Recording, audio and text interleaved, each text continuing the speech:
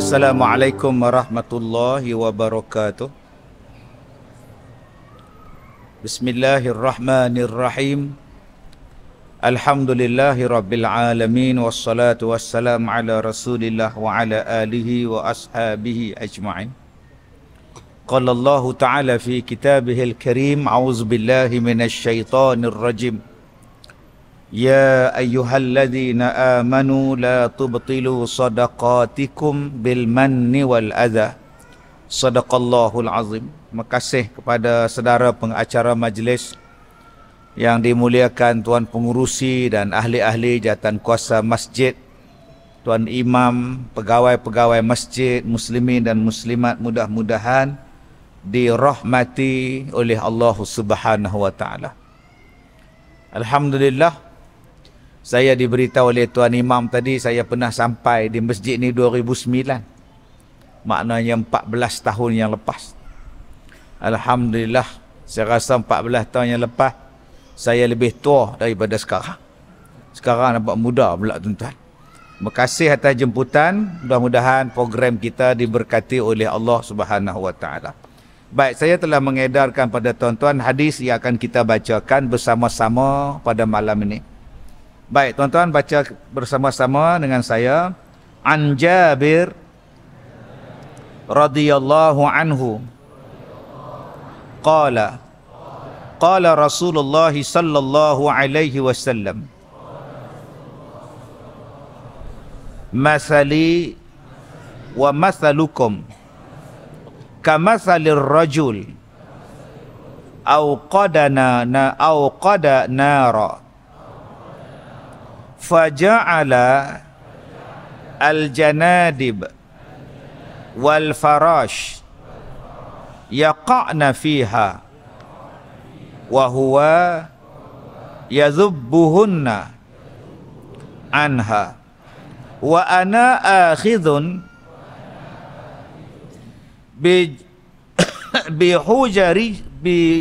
bihujazikum anin nar wa antum tuflituna min yadayya. Baik, hadis daripada riwayat Imam Muslim. Hadis yang kedua. Wa an Abi Hurairah radhiyallahu anhu anna Rasulullah sallallahu alaihi wasallam qala kullu ummati yadkhuluna al-jannah illa man aba. Qila wa man ya'ba ya Rasulullah? Qala man ata'ani dakhala al-jannah wa man asani faqad aba. Rawahu al-Bukhari. Baik, ada dua hadis sahih daripada Nabi SAW menceritakan kepada kita tentang neraka, tentang syurga. Baik, hadis yang pertama daripada Jabir radhiyallahu anhu, kata dia. Jabir adalah seorang sahabat Nabi, anak muda, orang bujang yang berkahwin dengan janda.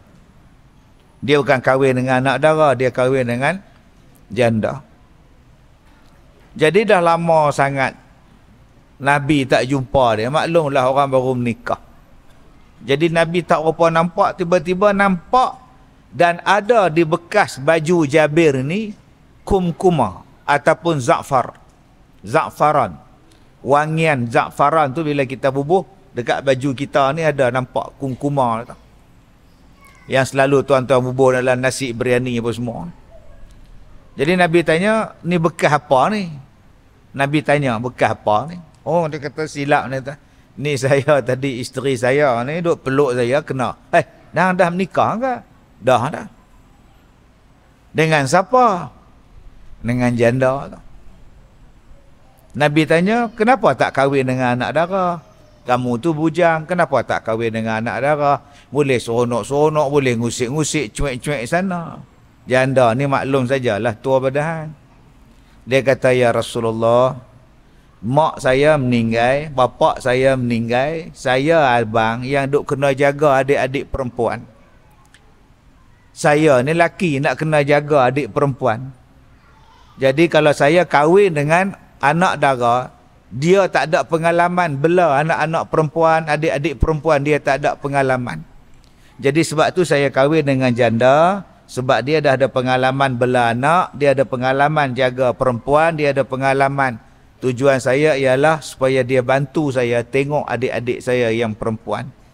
Maka bila Nabi dengar jawapan Jabir, maka Nabi kata barakallahu lakuma wa jama'a bainakuma bil khair. Yang tuan-tuan buat lagu tu, barakallahu lagu tu. Jadi akak-akak oi, kalau anak kita nak menikah dengan janda, janganlah marah. Jangan ambil hadis tu sekerat. Tengok Nabi pun tanya kat Jabir, awak menikah dengan janda? Ha, mana menikah dengan janda? Mak oi dengarlah sampai habis. Nabi kata tak apa, Nabi doakan lagi barakallahu lakuma. Mudah-mudahan Allah berkati kamu berdoa. Jadi tujuan saya menikah dengan janda ni pun mak oi, sebab saya nak jaga mak. Janda hak saya nak menikah ni, dia pernah bela mak dia. Mak dia sakit macam mak lah. Jadi pengalaman dia bela mak dia tu, mak pun dia boleh bela besok. Aku tak larang menikah dengan janda apa pun tak apa, tapi dia semua tua dengan aku. Astaghfirullahalazim. Satu bobor kudung dengar mak dia teriak tuan. Jadi tengok bagaimana Nabi tanya apa sebab, dan bila disebutkan sebab dia barakallahu lakum, bukan Nabi larang nikah anak teruna dengan janda, janda dengan anak teruna sama Ustaz. Nabi tak larang pun, cuma Nabi tanya awak tak menikah anak dara dengan bujang, anak teruna, itu saja. Bila dia habis sebut, selesai masalah. Baik. Kata dia qala Rasulullah sallallahu alaihi wasallam. Nabi Muhammad sallallahu alaihi wasallam bersabda, wa masalukum kamasalir rajul aw qada nara. Kata dia, perumpamaan aku dan perumpamaan kamu adalah seperti seorang laki-laki yang duduk dekat dengan unggun api. Kak lehai kita ni petang-petang tak ada kerja apa, buat cok kodok, ambil penyapu, sapu sampah, sapu daun kering, bemerah duk sapu daun. Dah timun, ambil api bakar. Pukul 6.30 dia start. 6.30 lah, waktu orang nak bang maghrib, waktu tu lagi seronok bakar loh. Tuan-tuan nampak tu. Lah maghrib awal lagi dia seronok, menyala terang api, ya Allah oi. Cuba akak-akak tengok waktu api duk menyala tu, petang-petang lagu tu, apa benda yang nak main dekat api tu? Yang hak duk terbang, kita panggil apa tu abang? Panggil apa? Menatang? Menatang apa? Tak tahu menatang apa? Menatang lah. Asal menyala api je dia kata nak masuk. Main terbang, dia tahu dah api tu hangat? Takkan binatang tu bodoh sungguh, takkan tak tahu. Tapi nak juga masuk. Kata Nabi, perumpamaan aku macam laki-laki tadi. Nyalakan api, tiba-tiba kata Nabi datang kepada dia al-janadib wal farash. Datang kepada api tadi, belalang, datanglah dia rama-rama, yaqa'na fiha, dan nak masuk ke dalam api tadi. Wa huwa yadhubbuhunna anha, padahal aku ni punyalah duk larang, duk bantah, duk larang, duk bantah, duk halang, tetap juga binatang-binatang tadi nak masuk ke dalam apinya, tapi tetap nak masuk. Maka kata Rasulullah, perumpamaan aku ni macam ni lah. Aku nak halang kamu semua jangan masuk ke dalam api neraka. Tapi kamu, banyak daripada kalangan kamu yang nak lepaskan pegangan tangan aku, pegangan kain aku. Padahal aku datang untuk menyelamatkan kamu daripada api neraka. Tapi banyak daripada kalangan kamu nak melepaskan ikatan, pegangan daripada tangan Rasulullah, kain Rasulullah, simpulan Rasulullah, ikatan Rasulullah. Kamu tetap nak memilih kepada neraka. Hadis riwayat daripada Imam Muslim. Tuan-tuan yang dirahmati Allah, ni hadis yang pertama malam ni. Nabi bagi perumpamaan. Nabi itu macam mana? Kata Rasulullah, perumpamaan dia aku ni macam orang yang duk menyala unggun api, tiba-tiba datang belalang, datang ramai-ramai main nak terjun dalam api tu. Aku jenuh duk halang, binatang ni degil dia masuk kak. Macam itulah perumpamaan. Aku ni datang nak ajak masuk syurga, jangan masuk neraka. Aku datang ni nak bawa umat manusia ni masuk syurga, tapi mereka tak mau ambil ikatan kain aku. Aku dah baling dah kain kat mereka. Mai ikut aku. Pegang kain ni. Pegang tali ni. Jom ikut aku. Tapi satu melepaskan tangan daripada ikatan kain aku. Mereka memilih untuk masuk ke dalam neraka. Tuan-tuan yang saya hormati, cuba kita tengok hadis ni. Adakah kita termasuk dalam golongan yang nak melepaskan ikatan daripada tangan kain Nabi sallallahu alaihi wasallam, sedangkan dia nak ajak kita masuk ke dalam syurga? Berapa ramai yang pilih untuk masuk neraka? Sebab tu dalam pengalaman saya duk berceramah berpuluh-puluh tahun ni, golongan yang tak percaya kepada Tuhan semakin berani sekarang. Golongan yang tak percaya dengan Nabi lagi ramai, tuan-tuan, terang-terang. Apa yang dia orang tanya pada saya? Dia kata, Ustaz, saya tak pernah minta Allah jadikan saya. Bila saya Allah jadikan, saya buat dosa, lepas tu saya kena humban dalam neraka. Kalau Allah tak ciptakan saya tak masuk neraka. Soalan saya, kenapa Allah buat saya tanpa persetujuan saya? Tuan-tuan, gila. Babi pun tak gila macam tu, tak? Dia sampai satu tahap dia boleh tanya, kenapa Tuhan tak minta persetujuan saya dulu? Dahsyat. Sebab tu bila jadi benda macam ni makin merapu, tuan-tuan, saya rasa saya tak boleh nak berhenti ceramah. Sebab tiap-tiap hari dia mari orang-orang macam ni. Kalau saya diam, kalau saya tak menjawab, kalau saya tak diskusi dengan dia orang, tak discuss dengan dia orang, apa akan jadi, tuan-tuan? Walaupun saya tak ada lah boleh buat benda yang besar, skala yang besar, tapi sekurang-kurangnya saya boleh tarik belalang ni, tarik ramah-ramah hak Nabi duk sebut ni. Tak dapat 10 ekor, dapat sekok jadilah, bandingkan begitu. Daripada kita biarkan belalang-belalang ramah-ramah tadi masuk dalam unggun api. Walaupun kita ni pun belum tentu masuk syurga, tapi kita usaha meneruskan usaha yang dibawa, ditinggalkan oleh Nabi sallallahu alaihi wasallam. Tuan-tuan yang saya hormati, saya nak ajak pada tuan-tuan untuk kita berfikir. Nabi ni ahli syurga, confirm syurga. Yang dia susah payah untuk kita pasal apa? Kalau dia tak peduli kita pun dia ahli syurga. Tapi dia tetap nak ajak kita, dan ajak tu pula bersungguh-sungguh ajak masuk syurga. Sanggup berkorban, sanggup disakiti, sanggup dihalau, malah nak dibunuh semata-mata nak ajak kita ikut dia supaya selamat masuk syurga. Kalau kita ni, tuan-tuan, kadang-kadang tak peduli orang, dah dapat nasi sepinggan, ayak segelas, duduk kursi, duduk kat meja, tak peduli dah orang hak berdiri. Padahal mai kenuri satu kereta 4 orang, ambil buffet, bubuh nasi, bubuh ayak, cari kursi ada kosong, duduk. Yang 3 lagi duduk tercangak-cangak. Manalah aku nak duduk, penuh lah pula kenduri ni. Yang dapat kursi tu tak tengok dah. Ambil mampu pergi apa? Siapa tu? Mampu pergi apa, dia kata. Siapa suruh lambat? Orang kata cepat lagi, kursi tak ada. Hanya kerana sepinggan nasi, lupa kawan yang mai 3 orang sekali tadi ni. Padahal sepinggan nasi saja, seketul ayam, 2 ketul daging, tapi tinggal kawan. Rasulullah, syurga tu terbentang untuk Rasulullah. Masuklah wahai Muhammad, kata Allah. Nak tunggu umat aku. Padahal boleh masuk dia peduli apa kita? Tak, dia nak tunggu kita. Bukan setakat dia tunggu di depan pintu syurga. Nabi Muhammad tunggu nun di hari kiamat dekat telaga dia. nak bagi kita minum daripada telaga Kausar. Lagi, dia tunggu dekat titian Sirat. Bila kita nak lalu dekat titian yang halus itu, Nabi doa, salim, salim, salim. Walaupun nama kita bukan Salim, dia tetap doakan.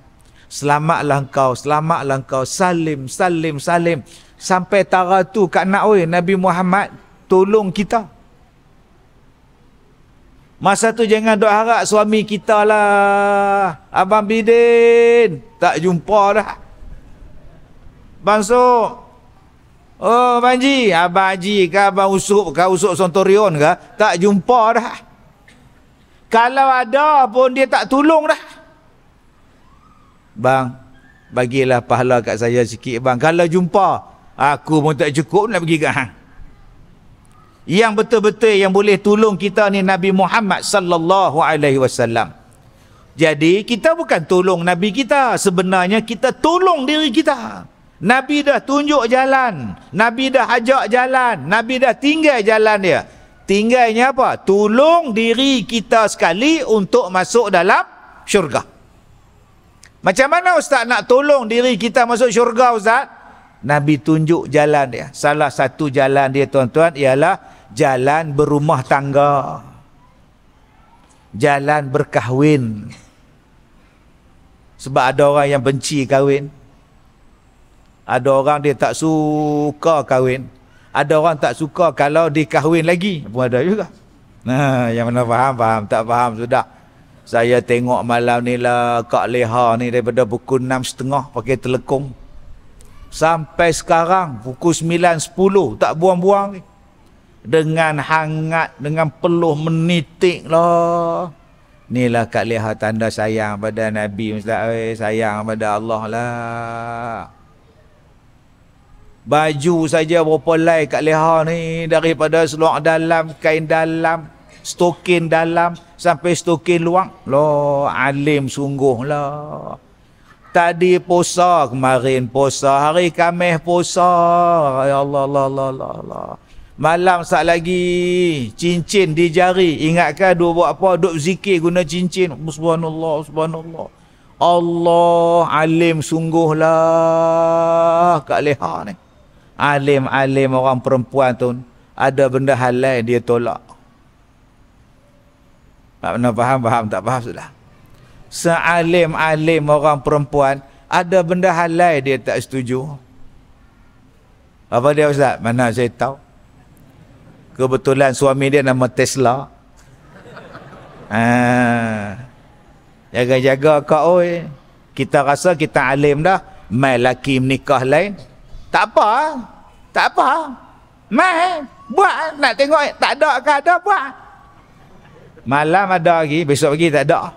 Satu kampung cari tak jumpa. Nak sambung balik tak ada. Dia mekrak terus. Ustazah tu. Dia punya tak setujulah bab nikah dua ni sampai tahap macam tu. Bab Quran dia terima, sembahyang dia terima, puasa dia terima, umrah dia terima, haji dia terima, zakat dia terima. Sedekah pun terima, bukan setakat gelang dia buka masuk dalam tabung, gigi mah pun dia buka. Punya seronoknya sedekah. Bila mai suami menikah lain, sudah. Benda halal lihat. Halal. Nampak tak? Allah.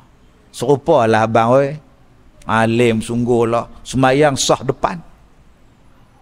Semayang sah depan. Imam belum Bilal belum qomat, dia dah standby.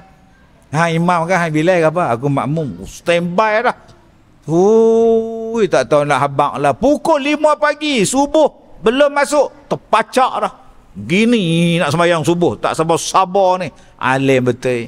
Tapi ada benda haram tak boleh tolak. No. Benda haram tak boleh tolak. Alim bagus dah. Ada satu benda haram tak boleh tolak. No, di Mekah no. Turun buat umrah, pakai baju pagoda, pakai baju seluar jerut, makan kebab satu, teh satu, tu dia bagus punya tuan. Tak pernah faham, tak faham sudah tuan. Sealim-alim kita hak jantan, benda haram tak boleh tolak. Sealim-alim orang perempuan, benda halal tak boleh terima. Hak mana faham, faham. Tak faham, sudah. Aku tak apa nak faham dia kata apa. Tuan-tuan yang saya muliakan, jom. Jalan nak masuk ke syurga banyak. Okey? Jalan nak masuk ke syurga banyak. Abu Hurairah tu, dia sahabat Nabi, di antara sahabat yang menghafaz beberapa ribu buah hadis.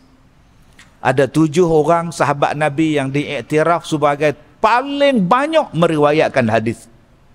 Salah seorang dia Abu Hurairah, selain daripada Sayyidatina Aisyah, selain daripada yang kita duk sebut Abdullah bin Abbas, Jabir dan sebagainya. Salah seorang yang paling banyak mengingati hadis, Abu Hurairah. Di zaman Abu Bakar, di zaman Umar, dia dilantik sebagai governor. Kemudian bila dia turun, Umar kena bunuh, dia tak mau dah. Dia tak mau dah jadi governor. Dia mengajar orang, tuan-tuan. Dia mengajar hadis pada orang. Biarlah kau masuk syurga melalui jalan sebagai pendakwah. Jalan untuk mengajar orang. Aku takut. Hang takut tak mana, Abu Hurairah? Dia kata hari tu Umar Al-Khattab, dia siasat baju aku. Baju aku ni daripada kain cotton. Umar siasat duit daripada mana beli baju. Kalau Umar siasat baju aku pun aku takut. Macam mana Allah Ta'ala siasat di hari kiamat, lagi aku takut. Jadi aku tak mau pegang jawatan apa, aku nak mengajar orang saja. Itu jalan Abu Hurairah. Bila dia mengajak, tuan-tuan, dia bukan mengajak macam kita. Dia baca hadis, pengsan. Teriak, pengsan. Bangkit balik, mengajak, teriak, pengsan. Orang duk tengok dia, sat pengsan, sat mengajak, sat pengsan. Pasal apa? Pasal dia baca satu hadis yang panjang, yang Nabi Muhammad cerita tentang berapa orang yang rasa dia baik, rupa-rupanya tak baik di depan Tuhan. Di hari kiamat tu, Allah Ta'ala panggil satu hamba Allah. Kamu siapa? Saya di dunia dulu, saya seorang qari. Saya seorang pembaca Quran. Tiap-tiap hari saya baca Quran. Tiap-tiap hari saya dengan Quran saja. Allah kata kamu pembohong. Malaikat pun kata hang pembohong. Allah kata kamu pembohong. Malaikat pun jawab kamu pembohong. Pasal apa bohong? Di dunia dulu kamu baca Quran bukan untuk Allah, tapi kamu baca Quran nak tunjuk suara kamu sedap, nafas kamu panjang. Kamu bukan baca kerana Allah. Dia duk rasa dia tu dah qari elok dah, pegang Quran dah. Tapi Allah kata tak, pasal kamu buat bukan kerana Allah. Mai yang kedua pula, tuan-tuan, satu orang yang mati syahid. Macam mana kamu mati? Apa hidup kamu? Saya mati syahid. Saya berkorban, berjihad untuk Allah. Bohong. Kamu pergi berperang tu, kamu nak tunjuk pada orang lain yang kamu ni berani, yang kamu ni hebat, dan kamu nak tunjuk bahawa kamu ni boleh dapat syahid dengan kematian. Kamu berjuang bukan kerana Allah. Mai yang nombor 3 pula, kamu siapa? Apa pekerjaan kamu dulu? Saya mengajar orang, saya ceramah pada orang, saya mengajar orang kepada Allah. Kamu pembohong.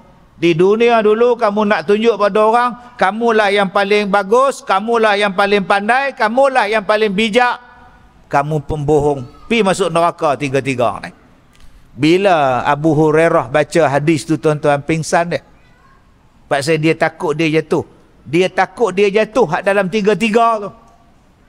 Aku ni ceramah, aku mengajak ni, ada aku ni riak. Sikit punya hal, jalan. Aku baca Quran ni, adakah aku ni riak? Allahu Akbar, tuan-tuan. Nak tengok riak tak riak, tunggu bulan Ramadan. Bila buat tadarus, satu geng 5 orang. Yang 2 ni tak apa lancar, yang 3 ni lancar. Cuba tengok, bila yang tak lancar tu baca Quran, yang 3 orang lagi jadi apa? Bagi yang tak lancar baca. Haji baca haji. Wabashiril ladzi na'a. Mana boleh ambil na'a? Ambil pada awal balik. Wabashiril ladzi wabashiril. Cuba tengok muka 3 orang. Tak habis dah kita. Lambat lah dah. Dah tahu slow pergi masuk kumpulan slow lah. Oh no. No. Dia mula jadi riak dah. Dah tahu baca slow nak masuk juga. Aduh, kawan tu dah tebal muka, melindang dayak mata, nak teriak dah. Ni parah ni. Nah, parah ni. Tenang. Tak pernah faham sudah tak ni. Oi, tuan-tuan, ada yang tak mau masuk tadarus geng ni slow, saya nak masuk saya seorang aja. Dia rasa bahawa dia bagus dah, dia nak perhabis dia seorang saya. Dia tak mau bantu orang lain yang slow tadi, tuan. Jadi ada orang yang masuk Quran, masuk syurga dengan jalan apa? Dia jadi ahlul Quran. Alhamdulillah. Pastikan ikhlas kerana Allah. Mudah-mudahan dalam kubur kita nanti cerah dengan syafaat Al-Quran. Bercahaya kubur kita dengan syafaat Al-Quran. Tak reput mayat kita, badan kita tak reput dengan sebab kita ni tuan-tuan mengamalkan Quran. Bila kita mati nanti, kulit-kulit kita ni lembut tuan-tuan. Nak mandi mayat senang. Allah, cantiknya mayat orang yang muhafaz Al-Quran, yang baca Quran setiap hari, cantiknya tuan-tuan. Ada orang yang memilih jalan ke syurga dengan jalan jihad. Dia wakafkan diri dia untuk berjihad pada jalan Allah. Ada orang yang memilih syurga untuk berdakwah. Silakan, semua jalan yang tuan-tuan buat, selagi mana halal, selagi mana dibenarkan syarak, adalah jalan yang boleh membawa pada syurga. Tapi ada satu jalan yang Allah Ta'ala nak bagi pada kita syurga. Jalan apa? Jalan bersuami, beristeri, jalan berkeluarga, jalan beranak pinak. Kenapa kita tak anggap isteri kita tu sumber pahala untuk kita? Abang, beras habis. Habis hantar tak? Bukan kata beras di rumah kita habis, supermarket pun tak ada. Puasa lah. Amboi. Dia pula malam-malam pas ceramah makan nasi. Hak isteri duduk lepak di rumah tu. Macam mana ni? Abang, gatai belakang ni garu Ustaz. Gatai, 2 kali gatai tu. Abang, gatai belakang tangan tak sampai, tolong garu Ustaz. Gatai sangat hang ni nampak tu. 2 kali gatai. Hang nampak tiang tu. Hampir duduk tu hang buat lagu tu. Takkan nak tolong garu pun tak boleh. Allah, tuan-tuan, di sinilah Nabi nak tunjuk kepada kita siapa yang terbaik. Baik, hadis tentang siapa yang terbaik ni, Abang Leman, banyak abang. 1, khairukum man ta'allama al-Quran wa 'allamah. Siapa yang paling baik? Yang paling baik di kalangan kita ialah orang yang belajar Al-Quran dan mengajarkan balik Al-Quran pada orang lain. Paling bagus. Sayang bila buka kelas tajwid, yang datang Kak Leha belajar Ma'arif li Sukun. Orang perempuan je, bila mai kelas tajwid mereka, mai hak lelaki dia serah. Tak apalah mereka, biar mereka, kita. Padahal mereka tak jadi imam, Pak Long. Dan saya pun tak jadi imam. Pasal apa saya nak masuk kelas tajwid?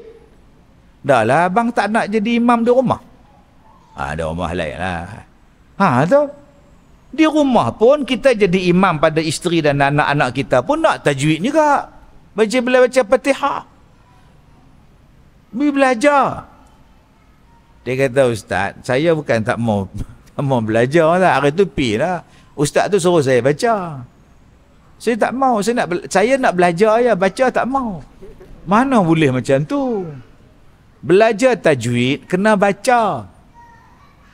Ni ada setengah orang perempuan bila suruh baca Quran, okey Kak Nak baca, Kak Nak. Baca. Bismillah baca. Uzur. Minggu lepas bukan uzur ke? Tak tahu mai lagi tadi. Tak apalah. Opah Leha, opah apa uzur? Astagfirullahalazim. 76 uzur lagi. Tak apalah, kita serah orang lelaki lah. Haji Bidin, saya lama dah uzur Ustaz. Ni siapa nak baca ni? Tajwid ni dia kena baca, tahu? La ilaha illallah. Sebab itu tuan-tuan, bila semua masuk kelas saya pakai doa uzur semua, Tu yang saya tulis pelajaran perkataan ayat dalam bahasa Jawi, tulisan Jawi, bahasa Melayu. Bahasa Melayu tapi tulis Jawi, baca dengan tajwid. Jangan suka bawa motor laju. Nampak tak? Berapa harakat ni mak apa? Ni opah uzur. Opah uzur kepala otak opah. Ni tulisan bahasa Melayu pak. Oh bukan Arab, bukan Quran. Dah saya tulis saja. Tu nak bagi alasan apa lagi? Minggu depan tak main dah. Itu yang saya buat dulu tu, nak bagi depa ni baca dengan lagu. Baca dengan lagu, baca dengan tajwid. Saya tulis bahasa Melayu dalam tulisan Jawi, buat ikhfa, idgham, semua saya buat. Itu yang keluar dalam saya ceramah lama-lama dulu. Bak sini rokok dan hil aku nak hisam. Anda faham? Tak faham sudah entah. Kalau tak ada rokok dan hil rokok, Suria pun jadilah. Oh, ini wakil merbau kudung wakil tuan, mereka daerah ni tuan. Ke daerah apa? Tuan-tuan yang saya muliakan, ada satu jalan yang nak memberikan kepada kita masuk syurga, kita jadi orang yang terbaik. Apa dia? Jom jadi orang yang belajar Al-Quran dan lepas tu kita mengajar pula Al-Quran pada orang lain. Jadi jangan malu bang. Kita ada imam muda, kita ada imam satu, kita ada imam dua. Jom kita belajar Quran. Seronok belajar Quran. Bila kita tahu makna, bila kita tahu tadaburkan dia, bila kita tahu di mana ibtidak, di mana waqaf tuan-tuan, tu seronok dia. Ustaz, macam opah nak hafal Quran boleh ustaz? Opah umur berapa? 70. Tak apalah, apa hidup dia. Sebab kawan saya, arwah dah, dia suruh makcik-makcik ni, anak-anak murid dia, umur 65, 67 pergi hafal Quran. Dia buat saya semangat pula. Boleh. Hafal Quran. Makcik tu pun boleh. 5 orang main jumpa saya. Dia kata, Ustaz, kami 55 naik darah tinggi Ustaz. Dia kata sambil goreng ikan kena hafal, kena basuh kain kena hafal. Kami buat Ustaz, buat naik darah Ustaz. Yang makcik dia ikut cakap dia pasal apa? Dia tak apalah muda, makcik dengan cucu, dengan cicit, dengan beras lokal tak ada, macam-macam. Tiba-tiba makcik nak hafal Quran, tak payahlah makcik. Baca Quran sudah yang pertama. Yang kedua, siapa manusia yang terbaik? Khairun nas anfa'uhum linnas. Yang paling baik di kalangan kamu ialah orang yang paling memberi manfaat pada manusia. Siapa di kalangan kita yang memberi manfaat pada orang lain? Kita adalah orang yang terbaik. Ada tanah, dia wakafkan buat kubur. Tadi ada jawatan kuasa masjid mai jumpa saya lawatan ziarah mahabbah. Semalam 15 bas. Bukan, hari Isnin semalam tak ada bas. Hari ni satu bas datang dari Kelang. Hari Ahad 15 bas, Sabtu 17 bas mai ziarah saya. Hari ni satu bas dengan 10 AJK masjid. Esok Ustaz, esok doktor apa tu ramai pula nak jumpa Ustaz. Sabarlah. Hari ni baru jumpa isteri saya. Allah lah, jumpa hari Rabu. Macam pergi umrah. Saya di Penang, dia di Kedah. Dia di Kedah, saya di Penang. Tadi baru jumpa pukul 3.45. Saya mai tadi pukul 4. Lah, abang ada ke? Lah, mama ada ke? Dia duduk bilik lain, saya duduk bilik lain. Sesompak nak jumpa, nak terkeluar. Lah, mama ada. Lah, abang ada. Terkejut tuan. Lama tak jumpa, boleh terkejut. Astagfirullahalazim. Ni nak sampai rumah pukul apa ni tuan-tuan? Habis ceramah pukul 12. Pukul 3 sampai tuan. Nak jumpa isteri lagi susah tuan. Sebab tu ada orang ajak saya menikah. Saya tak payahlah kau buang masa. Sebab dia kata dia nak jadi isteri, boleh dia menuntut ilmu. Dia kata, Ustaz boleh bimbing saya ke syurga, til jannah. Tak payah buang masa. Jannah-jannah apa? Tak, saya nak ada orang yang bimbing saya, dan saya nampak Ustaz ialah yang mampu bimbing saya. Umur 67, Ustaz. Dia kata kat saya yang saya tak boleh lupa. Dia kata apa? Saya tahu Ustaz muda pada saya, tapi Ustaz, saya boleh terima walaupun Ustaz muda pada saya. Memang boleh terima, aku tak boleh terima ni. Susah hati kita pun. Nah, dia kata angka ya Ustaz. Umur tu angka ya. Astagfirullahaladzim. Tak payahlah kau kalau nak dapat ilmu jadi anak murid, bukan jadi isteri. Isteri tak jumpa pun. Nah, kau balik nah. Tapi kalau 27 insya-Allah lah kita ejah lah ke mana kan. Mana faham tak faham sudah tak. Allah tuan-tuan oi, yang memberi manfaat pada manusia tu yang terbaik. Cuba tengok balik apa jasa kita untuk masyarakat. Ada tak sumbangan kita untuk masyarakat? Ada tak sumbangan kita untuk manusia? Tak ada Ustaz oi. Cuba tuan-tuan tengok dalam masjid ni, apa yang pernah kita sumbang? Kapet, aku tak wakaf. Kipas helikopter, tak. Aircon, tak. Cat masjid, tak. Wakaf, tak. Apa pun tak. Allah, seronoknya tuan-tuan bila kita lalu ya tanah kubur tu, yang tu Tok Wan kita punya. Ya Allah, Tok Wan wakaf. Sebab tu saya kata tadi, jawatan kuasa masjid, main jumpa saya. Dia kata mereka baru duk mesyuarat tentang penggunaan tanah wakaf, tanah kubur. Dia kata selepas beberapa tahun akan dibuatlah Ustaz. Dia kata tak lama lagi ni akan percubaan. Selepas 15 tahun, kubur ni akan digali balik, diambil tulang belulang, letak selonggok, mai orang baru lah masuk. Oi. Dah nak buat macam tu lah ke? Dia kata dah. Ada 2-3 cara lah. Yang pertama, style tu lah. Jadi satu lubang tu, mereka boleh masuk, mereka boleh simpan 8 tulang.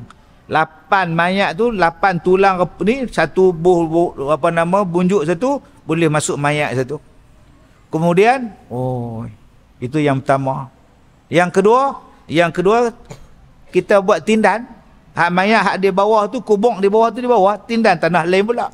Lepas tu hak di bawah tu lagu mana? Batu nisan pula panjang naik ke atas. Maknanya ada orang di bawah. Atas dia tu, double decker lah, double decker pula. Allah tuan-tuan, lah ni kita pergi ziarah, sekali ziarah 2 kubur. Kubur kita, mak kita hak bawah, hak atas tak tahu siapa dia. Kita duduk teriak di atas tu, mak dia, anak dia main. Saudara, kenapa menangis di kubur mak saya? Sudah tuan-tuan. Bukan mak hang. Mak aku pun di bawah agak, kita share mak. Allah, kalaulah kita bagi manfaat tanah kita buat wakaf, buat kubur. Kita dah kekurangan ni, kena belajar dah. Kita kena terima hakikat dah tuan-tuan. Kubur kita macam tu dah, tak lama jadi macam Mekah, Madinah. Mahalnya tanah kita. Allahu Akbar. Sebab tu, saya cakap pada orang-orang besar, tuan-tuan ni memerintah orang Melayu, memerintah orang Malaysia, orang Islam ni, paling mudah sekali. Pasal apa tuan-tuan nak susahkan? Kami nak buat masjid, tanah kami. Ni masjid ni tanah wakaf. Bukan kami minta. Nak buat masjid pun duit wakaf, bukan duit orang lain. Nak buat kubur, tanah kami. Nak bagi orang miskin, kami bayar zakat.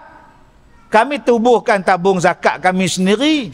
Nak bagi orang belajar, nak bagi orang sakit buah pinggang, nak berubat. Menjaga orang Islam lah paling tak minta duit sekali. Tang mana yang susahnya belah orang Melayu ni. Kau nak jadi orang lain, tanah kubur, minta tanah tu, minta semua minta. Kami orang Islam tak. Sekolah tahfiz buat sendiri, pondok buat sendiri, masjid buat sendiri, surau buat sendiri. Tang mana hak tak kena? Sampai untuk bantu fakir miskin pun zakat kita bayar sendiri. Subhanallah, Masya Allah. Sebab tu tuan-tuan, peluang untuk menjadi orang yang terbaik ada bila kita buat apa-apa yang tadi. Termasuklah yang saya kata tadi, zakat tadi. Anfa'uhum linnas. Ustaz, ya, Ustaz ceramah bila? Saya ceramah start 1990. Di Pulau Pinang, Ustaz start ceramah bila? Dah lah Ustaz start pula. 2 kali start. Saya mula kuliah maghrib di Pulau Pinang ni, Masjid Matang Janggui. Lepas tu Masjid Batu, lepas tu segala masjid lah. Masjid Haji Rashid, tuan. Lama dah tak pergi lalu Masjid Haji Rashid tu. Maksud dia jumpa kubur dulu kan. Dia lama tak pergi dah Masjid Haji Rashid ni. Tahun 95 saya mengajak dah, 96 saya mengajak Pulau Pinang ni. Lama dah tuan. Abang ni daripada muda. Lah putih dah janggut ni. Daripada saya muda, dia muda. Duduk depan lagu ni tuan. Tak pernah dia menyorok balik langsir. Lama sungguh dah. Jadi Ustaz, agak-agak berapa juta Ustaz orang dengar ceramah Ustaz? Tak tahu. Saya tak nak kira. Kalau sempua kira, orang putih bayar. Kalau kalkulator kira tu, keluar nombor pergi hujung. Tak tahu. Berpuluh-puluh tahun saya ceramah. Bayangkan tuan-tuan, masjid ni 2009 saya main. Berapa belas tahun yang lepas. Berapa belas tahun yang lepas tuan-tuan? 14 tahun yang lepas. Jadi esok nak jumpa saya balik ni lagi 14 tahun. Oh, 2027 pula nak panggil ni. Betul ke? 2037. Agak-agak abang ni ada lagi dah. Televisyen saya masuk, radio saya masuk. Tuan-tuan bayangkan, televisyen tu nipis. Saya muat masuk. Oh, bayangkan. Saya gemuk, borok-boroi boleh masuk. YouTube ada, Instagram ada, TikTok ada. Ni parah ni. Tenang. TikTok ada tuan-tuan. X1R ada. Berlakon ada, menyanyi ada, jadi pak lawak ada, semua ada. Sekolah ada, pondok ada, tahfiz ada. Banyaknya pahala ustaz. Dak, bukan. Saya pelajar tahfiz. Saya pelajar ma'had tahfiz. Saya orang susah. Mak saya susah. Bapak saya mati tahun 73. Bila masuk tahfiz, mana nak cari duit tuan-tuan? Akhirnya saya dapat zakat RM250 sebulan. Saya cakap dekat mak saya, mak tak payah hantarlah duit mak saya, mak simpan duit mak saya, cek dah. Mereka bagi zakat. 3 tahun dapat zakat RM250. 100 duit poket, 100 setengah duit makan nasi. Yang tu yang duk hidup. Habis diploma tahfiz tuan-tuan, saya mula jadi cikgu sekolah. Habis jadi cikgu sekolah setahun 2 tu, sambung belajar. Masa sambung belajar tu dah menikah. Jadi tuan-tuan, yang duk bertahan jadi ustaz ni, duk hafal Quran daripada sekolah pondok ni sampailah tahfiz ni dengan bantuan zakat. Agak-agak orang yang bayar zakat pada saya tu, dengan Jabatan Agama Majlis Agama Islam Pulau Pinang apa nama Perak tu, agak-agak dapat pahala tuan-tuan. Dapat Dia pun tak tahu yang dia duduk dalam kubur tu, dia hari kiamat besok dia kata, masa bila aku menjaga orang tua? Masa bila aku buat tahfiz? Masa bila aku jadi penceramah? Masa bila aku jaga orang-orang tua, orang miskin, anak-anak yatim ni bila? Rupa-rupanya tuan-tuan, dia sedekah, dia bayar zakat, dapat pada orang yang mengaji. Orang yang mengaji tu pula buka yang saya sebutkan tadi, pahala sampai pada orang yang bersedekah, berzakat tadi ni tuan-tuan. Ni dia yang dipanggil anfa'uhum linnas. Jadi tuan-tuan kena tengok benda ni. Apa benda yang aku buat yang boleh pahala dia berpanjangan sampai bila-bila. Cari jalan. Tak sangka pun tuan-tuan. Sebab tu Kak Leha tak payah jadi penceramah.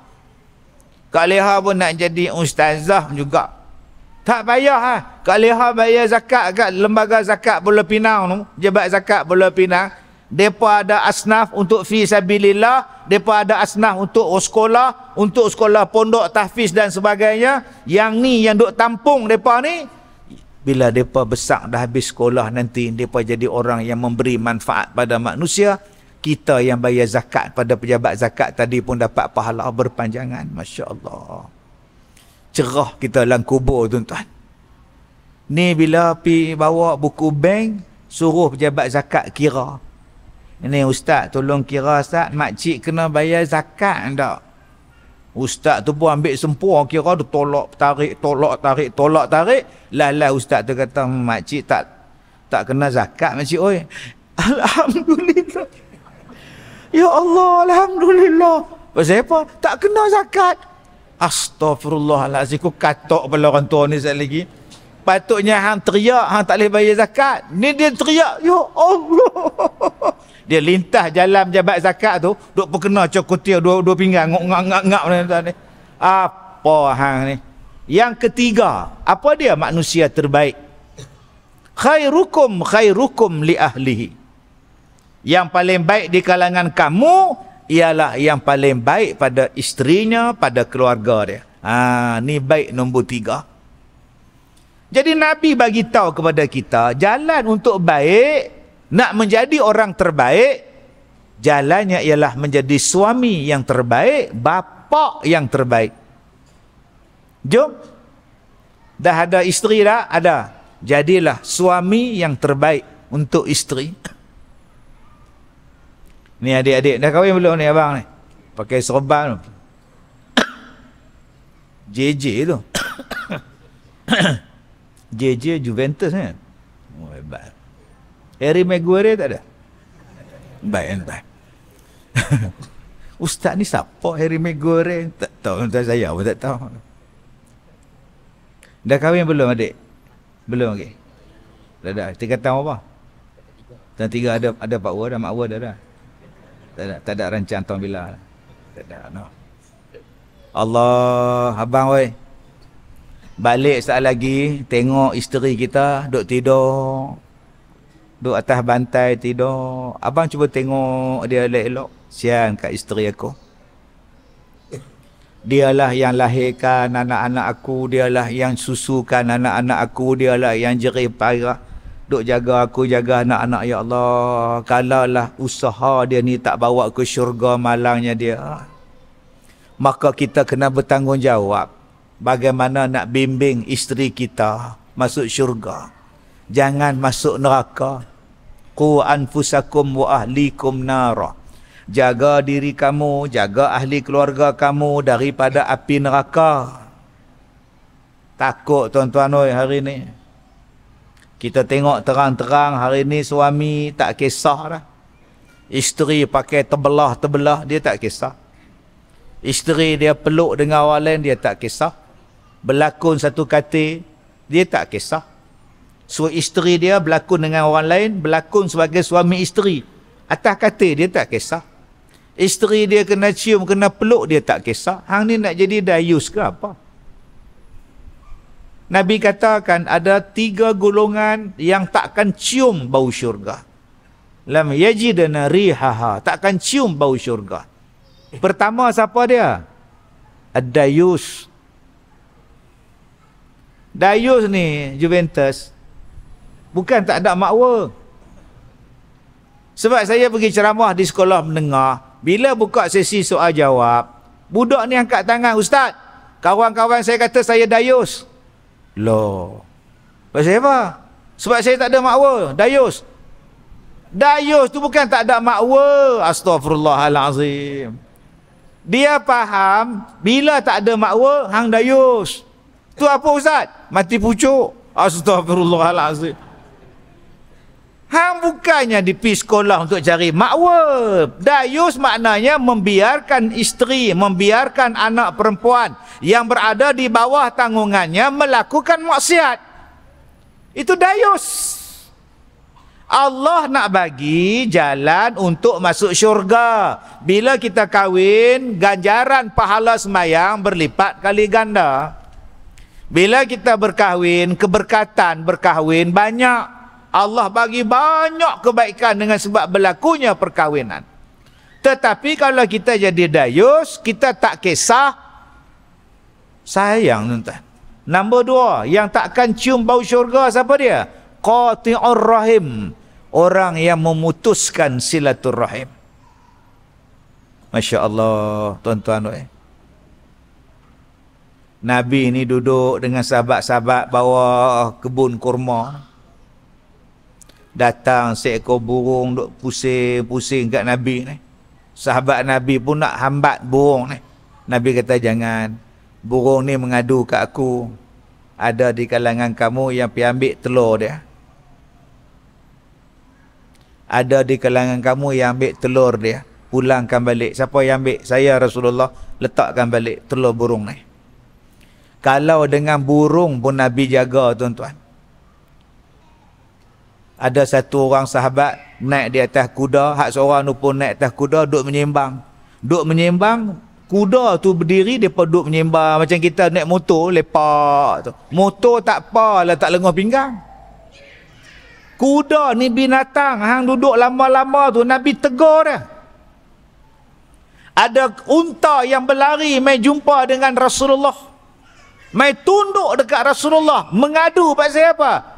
Tuan dia nak sembelih dia. Sedangkan dia dah lama dah berkhidmat untuk tuan dia. Unta ni mengadu pada Nabi sallallahu alaihi wasallam. Ni nama dia rahmatan lil alamin. Binatang pun tuan-tuan, Nabi pertahankan. Kalau nak binatang, Nabi jaga, tambah sama-sama manusia. Ada yang main tumbuk kok suka, ada yang main belasah kok suka, ada yang hutang tak bayar, ada yang curi, ada yang tak bagi nafkah. Ada yang bercerai dengan isteri dia, dia tak bagi belanja duit pada anak-anak dia. Yang isteri pula tak cukup nafkah, suami bagi tak cukup, pi meniaga pula dah dalam meniaga untung sikit, kena skamer pula. Niaga lah nasi lemak malam-malam, nak dapat duit, nak tampung anak. Suami tak bagi nafkah, bercerai dah. Dapat duit 2-300, mai skamer pula. Makcik ni ada, saya daripada JNT. Ada barang, makcik ni ada barang larangan ni. Larangan, lebur 300. Tuan-tuan yang saya muliakan, kalau kita buat zalim pada isteri kita, macam mana? Kalau kita buat zalim dengan orang, tadi saya tengok video, satu orang belasah budak. Dengan badan dia tegak, pergi belasah budak duduk hantar barang ni. Grab food ni. Pasal apa hang tumbuk dia? Tak ada sebab tumbuk dia. Allahu Akbar. Tuan-tuan keluar daripada masjid, tuan-tuan pakai kasut orang lain pun zalim dah. Macam mana nak masuk syurga? Cari-cari kasut kita tak ada. Oh, ni aku malas ni. Ni aku malas main masjid ni. Ni aku malas ni. Lala dia balas. Malas dia balas. Dia balas tu pula kasut Tok Imam. Tok Imam kata ni aku malas ni. Aduh. Tok Imam pula balas pengurusi masjid. Dia balas semua habis hendak ni. Jangan ambil kasut orang. Ada yang pakai kasut orang pergi masuk tandas. Tuan dia pun cari kasut aku ambil dah, ya Allah. Padahal orang pinjam kasut dia pergi masuk dalam tandas. Tak habang. Dia balik kaki ayam duk teriak. Kenapa abang kasut dia pun ambil, aku tak pergi dalam masjid. Pasal kasut tu punya pasal tak main masjid dah. Aku serik sungguh dah. Bukan kata sekali, 3 kali, 3 batal. Tak mau dah. Lepas tu sembahyang Jumaat di mana? Di rumah. Kasut punya pasal tuan-tuan, sembahyang Jumaat di rumah, dia buka siaran langsung Masjid Negara, khutbah dia dengar. Allah, tuan-tuan jangan mai, sebab ada orang yang hati tisu. Dia hati tisu tuan-tuan. Dengan sebab tu putus silaturahim, tak masuk syurga. Yang ketiga yang tak masuk, yang tak cium bau syurga ni apa? Orang yang derhaka kepada mak bapak dia. Tuan-tuan, kita boleh masuk syurga dengan sebab kita ada mak. Kita boleh masuk syurga dengan sebab kita ada bapa. Kita boleh masuk syurga dengan sebab kita ada suami, dengan sebab kita ada isteri. Jomlah akak-akak cari syurga dengan jalan tu. Bukankah Nabi kata orang perempuan ni masuk syurga dengan 4 jalan? Yang pertama, jalan sembahyang. Dan memang orang perempuan kuat sembahyang. Duha dia buat. Saat lagi tengah malam witir dia buat. Bangkit pula dah terkejut sembahyang tahajud. Memang orang perempuan paling kuat sembahyang. Mengandung pun sembahyang. Abang-abang ingat mengandung senang. Betul-betul tengok perempuan mengandung. Susahlah. Sembahyang tak tinggal. Pergi kerja motong getah mengandung. Bawa anak. Ada isteri mengandung. Dia tinggal anak dia di rumah. Dia bagi keluar selalu. Duduk saya mak pergi kerja. Lagi balik mak masuk balik. Tak ada tuan-tuan. Nak turun rukuk tu pun aduh. Nak turun sujud tu pun aduh. Kena 8 orang anak. Saya baru ni jumpa kawan saya, anak dia 13 kan. Telan Eliok tu je. 13 loh. Digelar ya. Tak, saya bukan kata dia hebat, saya kata isteri dia hebat. Dia hebat apa? Dia kan beranak. Isteri dia lah hebat. 13 anak. Allah. Dia hebat tak mana? Dia hebat cari makan. Cukup tuan-tuan.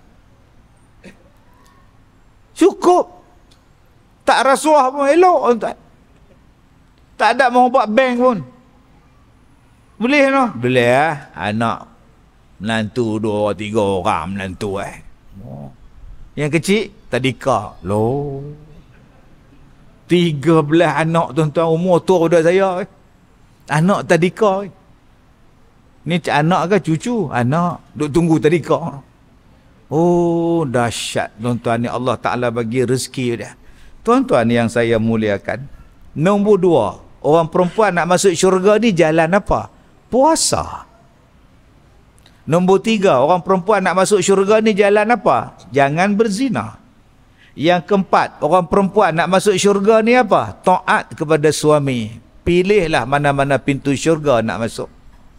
Tuan-tuan nampak dalam masjid kita ni berapa banyak pintu? Pintu depan, pintu belakang, pintu apa? Masuklah mana-mana nak masuk. Kalau masuk pintu belakang, nak sampai ni depan, jauh sikit. Nak jumpa Ustaz Kazim lah, contohlah. Kalau aku main situ, aku ramai.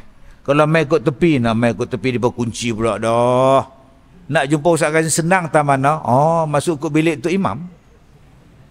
Mai masuk bilik Tok Imam, Ustaz Kazim masuk bilik Tok Imam. Oh, Ustaz Kazim kan jumpa. Kalaulah dia kata, masuklah mana-mana pintu syurga yang nak masuk, agak-agak tuan-tuan nak pilih pintu mana? Pintu syurga tingkat bawah atau tingkat yang paling atas sekali? Dia jawab nampak dah. Nak motor apa? EX5 ke ZZR? Nak kereta apa? Kanch ke GTR? Dia gitu. Nak rumah lokoi ke? Nak rumah banglo? Lokoi, low cost, lokoi lah. Nak mana? Jadi tuan-tuan, bila Nabi kata masuklah mana-mana syurga yang kamu nak masuk, pintu mana nak masuk, maknanya kita akan pilih pintu syurga tingkatan yang paling tinggi sekali. 4 ni untuk orang perempuan. Tapi Ustaz, tak tahulah Ustaz, kak boleh masuk syurga ke tak? Suami kak mati. Oh, kenapa? Covid. Oh, anak 6 orang Ustaz. Duk bela mereka. Adalah kita. Tak tahulah Ustaz, kak ni boleh tak masuk syurga? Suami tak guna langsung Ustaz. Jahatlah suami tu Ustaz. Kak pun kadang-kadang hilang sabar lah. Inilah dia tuan-tuan, contoh-contoh orang perempuan yang duduk dalam syurga. Mewakili semua orang perempuan, isteri kita. Tuan-tuan tahu tak, dalam syurga ada perempuan nama dia Asyah. Suami dia sangat jahat. Nama suami dia Fir'aun. Suami dia bunuh orang, Mat. Sin. Bunuh budak, Sin. Allah, Juventus. Fir'aun ni kata, ana rabbukumul a'la, aku Tuhan paling tinggi. Jahatnya suami jahat. tapi isteri dia baik. Jadi akak-akak ada tak suami akak jahat? Malah cakap saya, dia duduk depan ustaz sekali. Astagfirullahaladzim. Buat tenang sikit kak. Tak tahu ustaz, dia bukan bagi kak semayang pun curi-curi ustaz. Dia tak bagi kak balik rumah mak kak. Kalau balik dia tampak kak dengan pak mertua pun dia tampak ustaz. Oh loh, awaknya teruk dengan lelaki kak ni. Tak tahulah ni 3 suku lagu mana tak tahu. Kak, antara suami akak dengan Firaun mana teruk? Teruk Firaun kan? Firaun suami akak tu on je. Tak ada akak weh. Kalau Asyah pun boleh sabar masuk syurga, takkan akak tak boleh sabar? Kalau dah habis sangat tak boleh sabar, minta cerai. Dah, simple. Tak boleh dah ustaz, saya tak boleh tahan dah ustaz. Dia sampai pijak perut saya tak boleh tahan ustaz. Mak Angah tak boleh tahan ustaz. Pergi minta cerai. Lepas habis edah, nikah lain. Macam mana Mak Angah? Hak baru ni okey?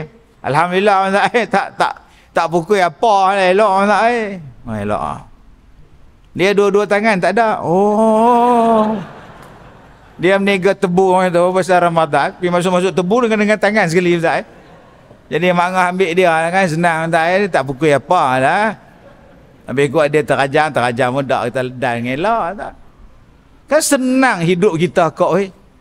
Ni dah kena seksa tu, degil pula tu. Tu yang saya cakap dulu, dah kena pukul. Dia bawa ayak ni satu botol besar. Suruh saya jampi. Kenapa kak? Dia buka mata dia, lebam belah sini. Suami pukul ya? Ya. Tu mesti ustaz buat doa sikitlah bagi lembut hati dia. Tak payah lembut kak Pi boleh polis report. Pi hospital report. Lepas tu pi jabat agama minta cerai. Ada ke isteri nak pukul-pukul? Nabi tak pernah pukul isteri lah. Kak tak mau lah cerai. Kak tak mau cerai ustaz. Kalau tak mau cerai sabar. Kak tak sabar dah ustaz. Kalau tak sabar cerai lah, tak cerai. Kau tak mau cerai, tak mau sebut janda. Kalau gitu sabar lah kau buat macam mana, dah jodoh lagu tu. Kau tak sabar lah ustaz. Sat lagi kalau aku yang hilang sabar sat lagi, aku buat John Cena kat hang sat lagi tak pasal kot. Oh, dah lah kena pukul. Degil kepala otak tu. Bila bercerai maklum. Oh, bercerai bukannya jahat. Kalau jahat Allah tak bagilah bercerai. Cerai tu selesaikan masalah. Berapa ramai lepas bercerai Allah bagi isteri hak lagi baik daripada hak dulu. Allah Ta'ala bagi balik suami yang lagi baik daripada bekas suami dia. Kadang-kadang lepas bercerai rujuk, dua-dua bahagia. Hak lama-lama tu buang perangai buruk, pengajaran. Sebab tu dalam tempoh bercerai dia ada nama dia iddah. Dalam bahasa orang putih kita, cooling period, tempoh bertenang. Duduk menung-menung. Baru ni saya jumpa satu isteri janda. Mula-mula bercerai, saya tanya kat dia, kak kalau suami tu nak balik, ambil je lah, rujuk lah balik. Tak mau tak? Tak mau dah, serik dah. Sebulan tu saya jumpa balik. Kak kalau dia minta kak terima lah balik. Tak tahu Ustaz tengok lah, nampak. Tu nama dia cooling period. Kemarin saya tanya lagi. Kak, kalau dia minta sambung balik kak ni dah ada edah lagi, ambil lah kak bagi dia insaf. Ada dia call. Nampak entah. Tak lama bagi dia rujuk balik tu. Itulah nama tempoh bertenang. Dalam tempoh tu buat syarat balik. Sebab tu bila kita berlaku perceraian, dia bagi duduk menung. Silap aku pukul dia. Memanglah dia mulut berek, tapi dia masak sedap. Lah, apa pun tak ada. Larat dia makan nasi bungkus ni, cemuih ni. Aduh, silap aku barang betul lah. Silap bodoh betul aku tu. Isteri pun sambil duduk tengok TV, dia bukan tengok. Memanglah dia baran, tapi dia bagi duit. Lah baran tak ada, duit pun tak ada. Sudah. Dah lah berah mahal ni. Kalau gitu abang oi, ambil handphone, WhatsApp. Akum. Isteri dia pun jawab, "Hai, apa heran tua ni? Wakelam." Menjawab, ada harapan. Balas balik, apa tu? Balas balik, tak ada apa pun. Ada harapan cerah masa depan Lagi sekali tanya, ingat kita tak? Dia balas, boleh belah. Sudah. Abang-abang kalau gitu datang sekolah saya. Ramai anak janda sekolah saya.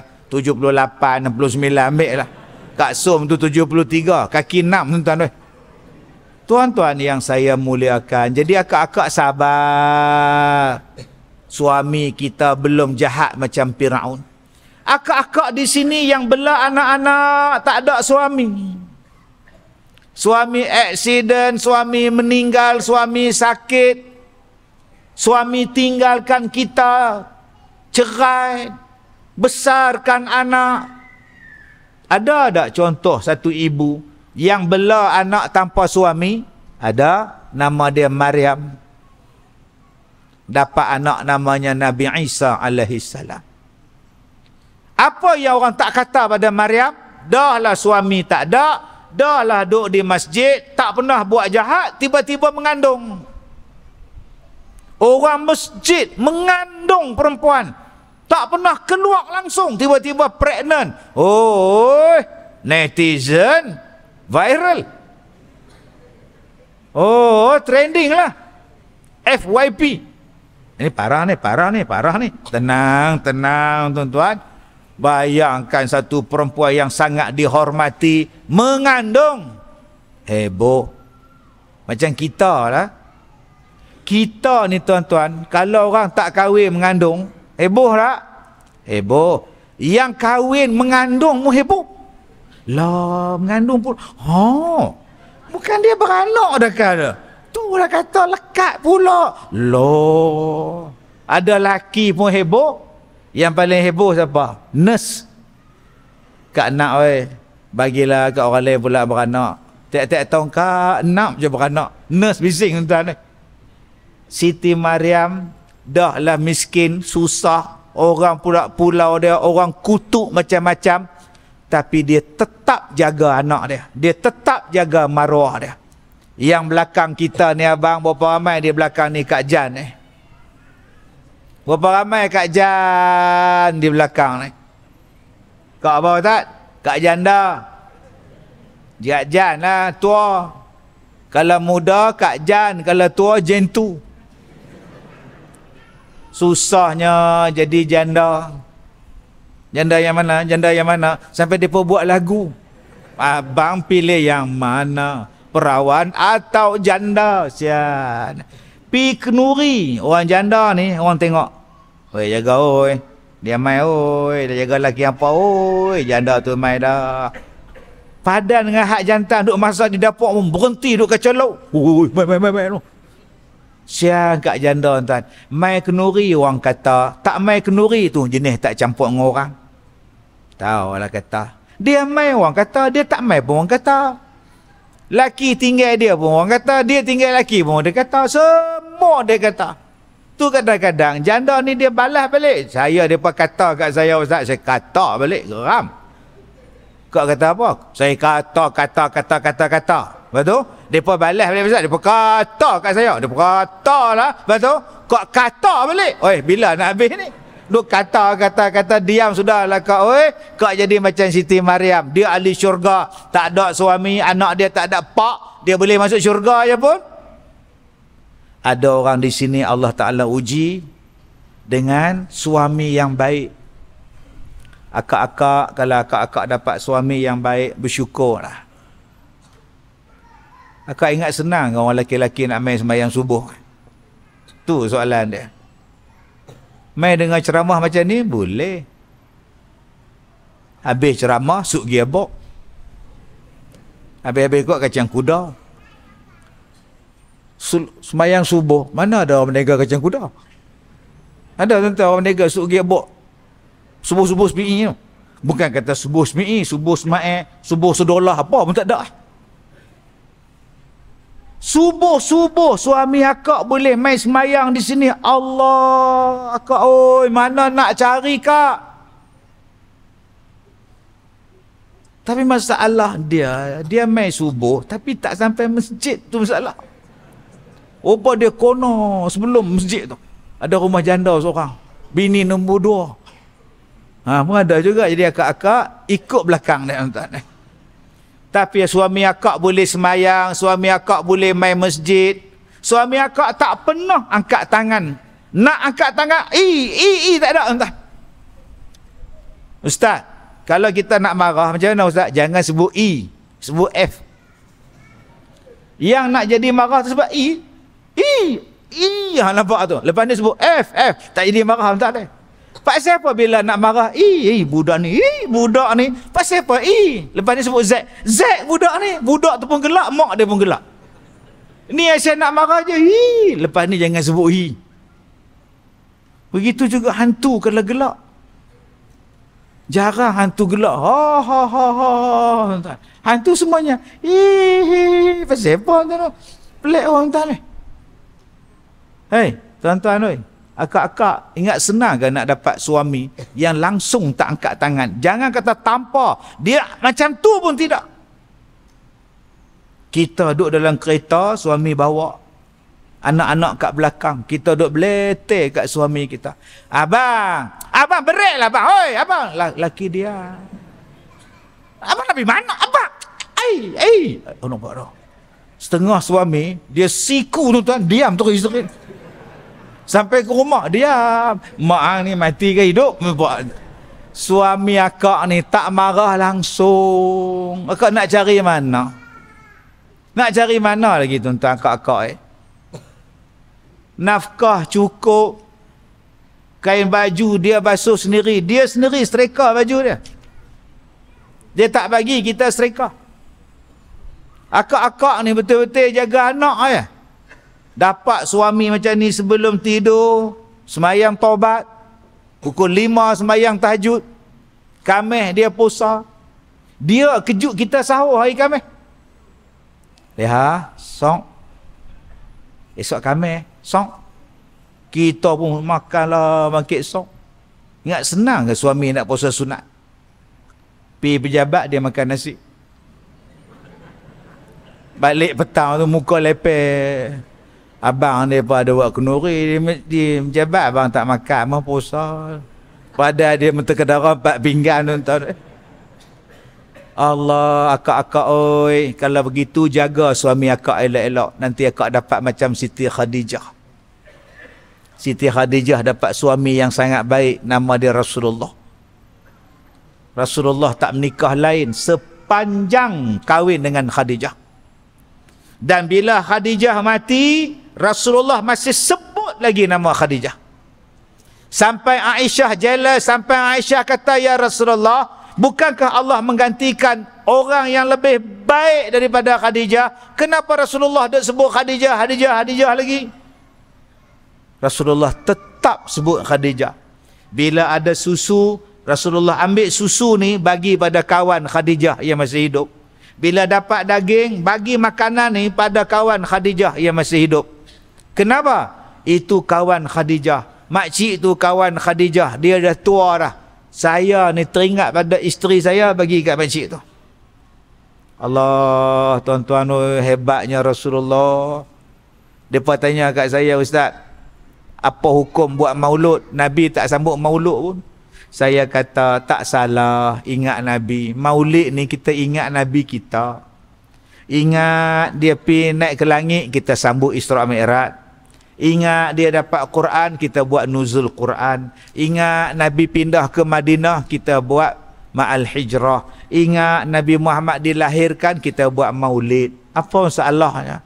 Takkan kita mengingati Nabi salah? Nabi juga mengingati orang mati. Nabi ingat ke siapa? Nabi ingat pada Khadijah. Nabi sebut pada Khadijah. Nabi buat macam-macam pada Khadijah. Padahal Khadijah dah mati dah.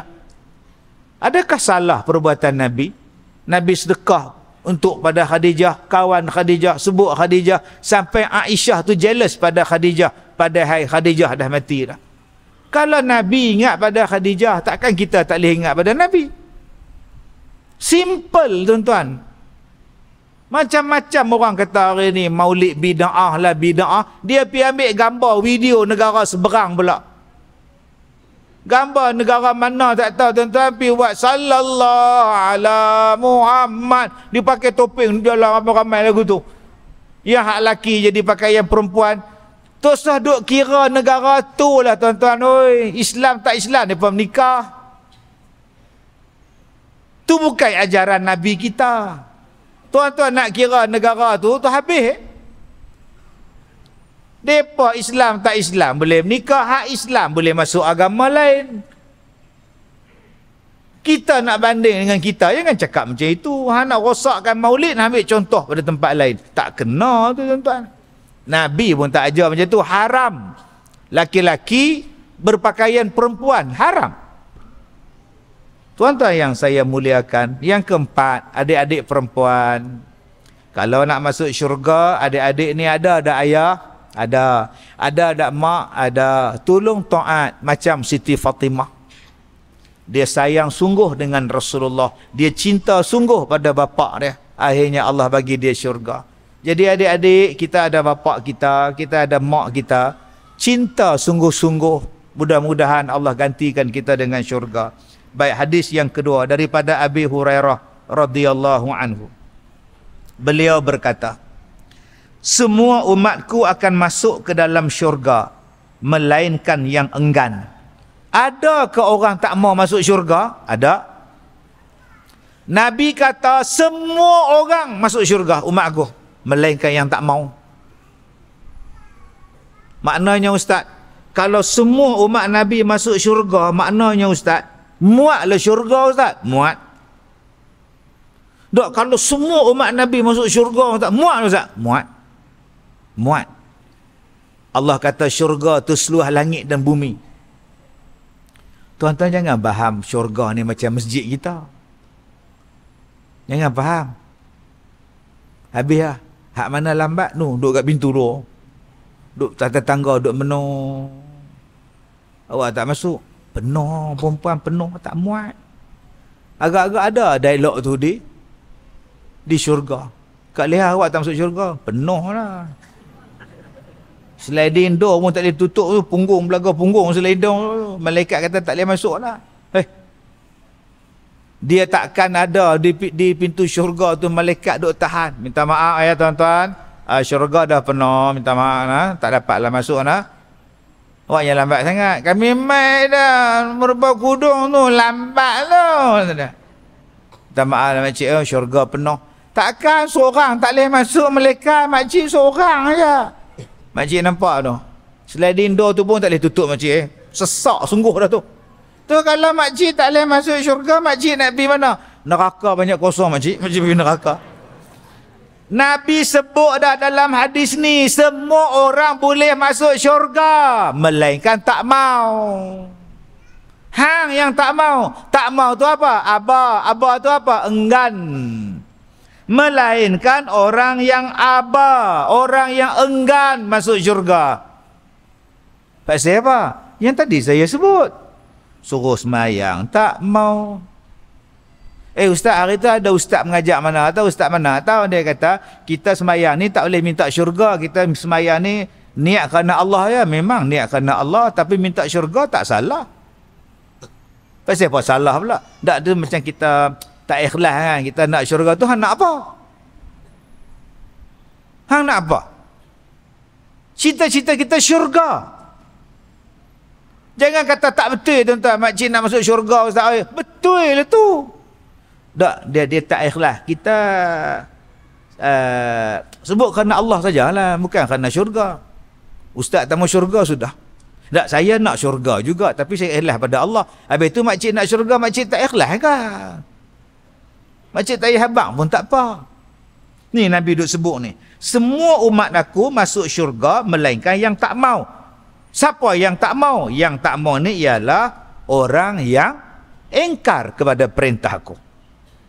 Jadi kalau kita taat kepada Allah, kita masuk syurga. Wa may yuti'illah war rasul. Allah Taala sebutkan di hari kiamat dia akan duduk dengan para nabi, siddiqin, syuhada dan salihin. Jom tuan-tuan kita buat masuk syurga. Macam mana ustaz nak masuk syurga? Jadi orang yang taat pada Nabi sallallahu alaihi wasallam. Nabi kata jangan maki orang, jangan maki. Nabi kata jangan gaduh dengan orang, jangan gaduh. Nabi kata jangan mengumpat, jangan ngumpat. Nabi kata jangan bergaduh, Nabi kata jangan fitnah, jangan fitnah. Susah kan? Saya baru ni ada orang hantar mesej kat saya panjang jela. Berjela-jela panjang tuan ni. Saya nak sebut, nak baca tak mau baca. Duk sebut nak minta maaf, minta ampun. Ustaz, saya banyak mengata pada ustaz, saya banyak fitnah ustaz, saya banyak menyebarkan fitnah tentang ustaz di media sosial. Saya nak minta ampun, saya nak mai jumpa ustaz nak minta ampun. Saya takut nanti saya tak boleh masuk syurga. Saya kata abang, dah saya pun tak mau dengar. Saya maafkanlah abang. Saya pun tak mau cerita, tak mau tanya apa yang abang tulis. Cuma saya minta satu je, abang perjelaskan balik apa yang abang fitnah tu dalam media sosial. Macam mana abang buat pada saya, macam itulah abang bersihkan balik. Hak lain-lain tutup buku. Dok saya nak main jumpa ustaz juga, saya nak cium tangan ustaz. Tak payah cium, tak apa. Abang pergi cium tangan mak abang. Lagi bagus pada cium tangan saya. Bagus tuan-tuan sekarang ni. Orang duk cium tangan ustaz macam ni. Bagus. Saya tanya dekat dia, mak hang cium macam tu tak? Pergi cium mak lagu tu. Ini cium tangan mak macam tu. Tanya. Tang dahi cium. Ada macam tu. Hak isteri pula cium tangan suami. Pasal apa tak cium tangan hidung? Tisu. Apa hang ni? Cium tangan mak tang dahi, bukan tang hidung. Jadi kalau kita cium tangan ustaz kita, macam mak lagi dahsyat tu cium. Kalau boleh masuk dalam mulut terus ni. Mak kita. Mak Nabi Muhammad tu tuan-tuan mengandungkan Nabi Muhammad, punya mulia mak dia, mengandungkan Rasul. Tiba-tiba ada orang kata mak Nabi masuk neraka. Astaghfirullahalazim. Apa lampau ni? Tuan-tuan, mak kita mengandungkan kita. Mustajabnya doa mak. 15 bah ni tuan-tuan. Bila mereka ambil gambar dengan saya, ustaz tolong doa anak saya, ustaz tolong baca doa untuk anak saya, ustaz anak saya sakit, ustaz anak saya tak ada jodoh, ustaz anak saya nak bercerai, ustaz anak saya ni tak boleh bercakap, umur dah 3 tahun 4 tahun tak boleh, ustaz. Saya kata pergi duduk atas kerusi masing-masing. Sekali saya baca doa ramai-ramai, lepas tu akak baca doa sendiri. Sebab apa suruh baca sendiri? Sebab doa akak lagi mustajab daripada saya. Doa bapa lagi mustajab daripada saya. Doa mak, doa bapa paling mustajab. Jom abang-abang kita doa. Boleh jumpa balik anak kita dalam syurga. Boleh bawa anak kita masuk syurga. Ya Allah, selamatkanlah. Selamatkanlah keluarga aku, ya Allah. Tuan-tuan yang datang jumpa saya ni tuan-tuan, anak dia nak murtad. Mak pak datang dia kata, ustaz, anak kami nak murtad dah ustaz. Oi, kalau kami tak setuju menikah apa semua, dia nak masuk agama nu, kahwin pian mereka. Ustaz tolonglah ustaz. Oi, bayangkan anak yang kita jaga daripada kecil nak masuk agama lain. Ada mak bapak yang bagi menikah anak dia dengan orang yang baru masuk Islam. Masuk tu semata-mata nak menikah dengan anak dia. Lepas-lepas menikah langsung tak jumpa dah anak menantu dia. Cari di Kuala Lumpur tuan-tuan. Rupa-rupanya dia bawa anak dia ni masuk agama dia yang asal. Janji dapat dulu, bawa pergi Kuala Lumpur, kemudian tukar agama anak dia. Teriaklah dia kata, ustaz kami tak tahu nak habaq lah ustaz, tak tahu nak mengadu dengan siapa lah ustaz. Oh, anak kami masuk agama lain duk sembah apa, tak tahu saja duk teriak. Saya kata, saya nak kata apa? Abang pun dah baru masuk Islam 2 hari, abang bagi menikah dah. Bagilah syarat dulu, pergi mengaji sekolah pondok dulu. Belajar agama betul-betul. Mengucap pun tak erti, abang dah bagi nikah dah. Alah jadi macam tu. Yang paling saya tak ada lupa tuan-tuan, dia mai jumpa saya, "Ustaz tolonglah, hilang apa? Jenuh cari dah Ustaz." Apa dia? Kucing. La ilaha illallah. Siap tunjuk gambar, "Ustaz tolonglah Ustaz. Rumah akak kawasan mana akak?" "Kawasan tu lah." "Oh, kawasan tu bukan asrama kilang pekerja daripada tu kan, negara V hujung ni kah?" Situ depa tu pokok makan kucing kau Lagi teriak kuat maklum tuan ni. Dia pun buat sate. Tuan-tuan yang saya muliakan, jadi kesimpulan ceramah kita malam ni, yang pertama, Nabi datang nak bawa kita masuk syurga. Jom kita cari jalan syurga. Kalau boleh kita cari jalan, kita bawa sama-sama anak-anak kita, isteri kita, suami kita ke syurga. Yang kedua, syurga ni muat, semua boleh masuk syurga. Tetapi siapa yang enggan, dia tak dapat. Bukan salah Nabi, bukan salah Tuhan. Dia sendiri yang tak mau jalan untuk masuk syurga.